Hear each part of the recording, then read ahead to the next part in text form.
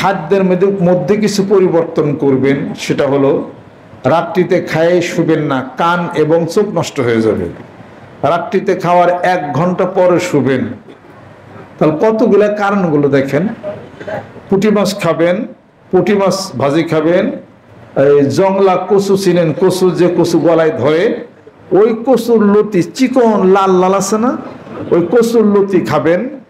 আর মোল্লা কচু মানে দুধ কচুর পাতা ভাতে সিদ্ধ দিয়ে ভর্তা খাইবেন।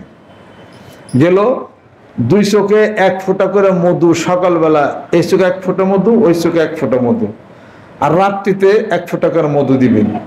চোখে খাঁটি মধু 1 ফোঁটা করে দিবেন। চোখে দেওয়ার সাথে সাথে একটু ধরবে, কিন্তু পরেই ঠান্ডা হয়ে যাবে। এই চিকিৎসা, এই বিধানে। আর হলো ওষুধ আছে, ওষুধের মধ্যে হলো যেটা যে আমেরিকার থেকে যারা সাপ্লাই দেওয়া হয়, ভীষণ আছে। ডেনমার্কের থেকে হলো স্যালাজোপাইরিন। ভীষণ এবং স্যালাজোপাইরিন খান, আর এই নিয়ম পালন করেন।